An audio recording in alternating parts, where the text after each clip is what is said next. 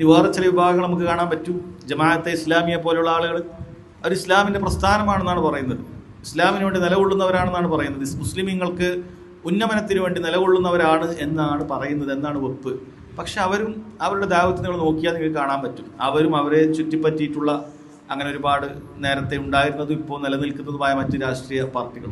മുസ്ലിമീങ്ങൾ ഉന്നമനത്തിന് വേണ്ടി ആദ്യം പറഞ്ഞു കൊടുക്കുന്ന ഈ കാര്യമല്ല, മറിച്ച് നിങ്ങളുടെ വിശ്വാസം ഏതാകട്ടെ, നിങ്ങൾ സമസ്തയാകട്ടെ, നിങ്ങൾ മുജാഹിദാകട്ടെ, നിങ്ങൾ ജമാഅത്താകട്ടെ, തബ്ലീഗാകട്ടെ, ഞങ്ങളുടെ കുടക്കീയിൽ നിങ്ങൾ അണിചേരൂ, അങ്ങനെ ഫാഷിസ്റ്റ് ശക്തികൾക്കെതിരെ നമുക്ക് ഒരുമിച്ച് മുന്നേറാം. ഇതാണ് അവരുടെ മുദ്രാവാക്യം.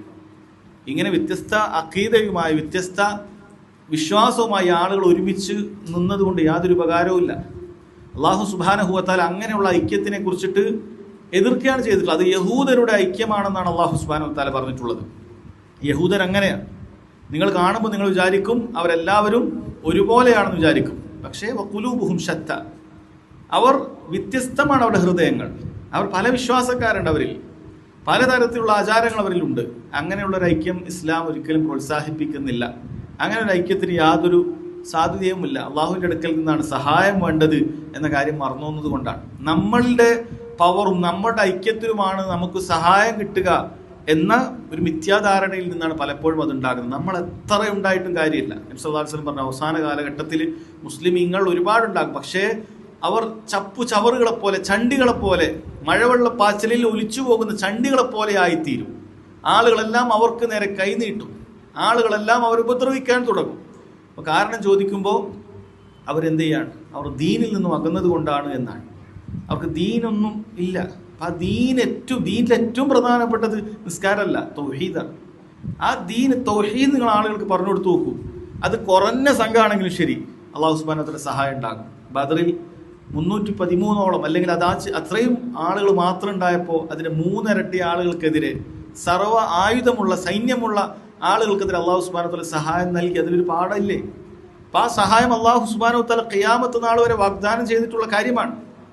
ഇൻ തൻസുറുല്ലാഹ യൻസുറുക്കും വയുസബ്ബിത് അഖ്ദാമക്കും. നിങ്ങൾ അള്ളാഹു സുബ്ഹാനഹു വ തആലയെ സഹായിച്ചാൽ അള്ളാഹു നിങ്ങളെ സഹായിക്കുന്നതാണ്. അള്ളാഹുവിനെ സഹായിക്കുക എന്ന് പറഞ്ഞത് സമ്പത്ത് കൊണ്ടല്ല.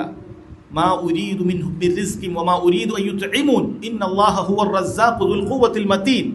അള്ളാഹു സുബ്ഹാനഹു വ തആല ഈ ആയത്തിന്റെ തൊട്ടു ശേഷം പറഞ്ഞതാണ് വമാ ഖലഖ്തുൽ ജിന്ന വൽ ഇൻസ ഇല്ലാ ലിയഅ്ബുദൂൻ. അള്ളാഹു നിങ്ങൾ അവനെ ഭക്ഷിപ്പിക്കാനോ അള്ളാഹു സുബ്ഹാനഹു വ തആലയ്ക്ക് എന്തെങ്കിലും ഉപജീവനം നൽകാൻ അള്ളാഹു ഉദ്ദേശിക്കുന്നില്ല. അള്ളാഹുവാണ് എല്ലാവർക്കും നൽകുന്നത്. അതുകൊണ്ട് നിങ്ങൾ അള്ളാഹുവിനെ സഹായിക്കുക എന്ന് പറഞ്ഞാൽ നിങ്ങൾ ഇബാദത്തിലൂടെ അള്ളാഹുവിൻ്റെ സഹായം ലഭിക്കാനുള്ള അതിന് പാത്രമാകുന്ന ആളുകളായി നിങ്ങൾ തീരുക. എങ്കിൽ അള്ളാഹു തആല നിങ്ങളെ സഹായിക്കുന്നതാണ് എന്നാണ് ഞാൻ പറഞ്ഞു വന്നത്. ഈ തൗഹീദ് എന്ന് പറയുന്ന പരമപ്രധാനമായ കാര്യത്തെ മുന്നിൽ നിന്ന് മാറ്റി നിർത്തി മറ്റെന്തെല്ലാം നിങ്ങൾ വളരെ ബുദ്ധിപരമായി രാഷ്ട്രീയപരമായി ഒക്കെ ചർച്ച ചെയ്ത് എന്ത് തന്നെ കൊണ്ടുവന്നാലും ശരി, ഈ തൗഹീദ് മാറ്റി വെച്ചിട്ട് നിങ്ങൾ എങ്ങനെയെങ്കിലും ഉമ്മത്തിനെ രക്ഷപ്പെടുത്താമെന്ന് വിചാരിച്ചാൽ അത് ശരിയല്ല.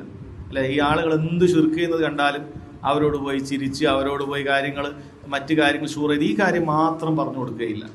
നിങ്ങൾ ഈ ചെയ്യുന്നതാണ് ഏറ്റവും വലിയ അപകടം. മുസ്ലിം ഉമ്മത്തിൻ്റെ ഏറ്റവും വലിയ അധപ്പതനത്തിൻ്റെ, അള്ളാഹിൻ്റെ സഹായം അവർക്ക് നഷ്ടപ്പെട്ടതിൻ്റെ പ്രധാനപ്പെട്ട കാര്യം ഇത് ഈ ജാറങ്ങളിലും മഖ്ബറുകളിലും ആളുകൾ പോയതാണ്. അള്ളാഹിനോട് മാത്രം തേടേണ്ടതിന് പകരം ഇങ്ങനെ ഔലിയാക്കളിലേക്കും സ്വാലിഹ്യങ്ങളിലേക്കൊക്കെ പോയതാണ് എന്ന പരമാർത്ഥം ഇവർക്ക് പലർക്കും അതറിയാം.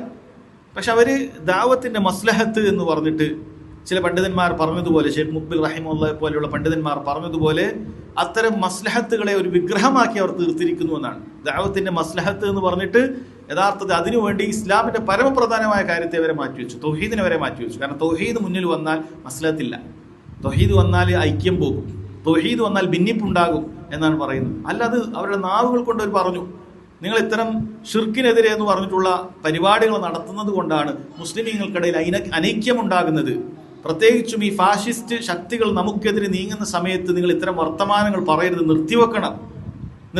നിങ്ങൾ ഇത്തരത്തിലുള്ള മുഖാമുഖങ്ങളും വാദപ്രതിവാദങ്ങളും ഇങ്ങനെ ഷിർക്കിനെതിരെ എന്ന് പറയുന്ന പരിപാടികൾ നിർത്തിവെക്കണം. എല്ലാവരും ഐക്യത്തിൽ പോകണം എന്നാണ് പറയുന്നത്. നമ്മൾ ഒരിക്കലും ഐക്യത്തിനെതിരല്ല.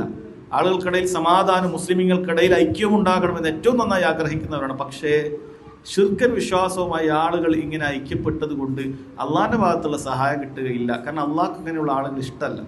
അള്ളാഹു സുബ്ഹാനഹു വ തആല തൃപ്തിപ്പെടുന്നത് തൗഹീദുള്ളവരെ മാത്രമാണ് എന്ന ബോധ്യം നമുക്ക് വേണം.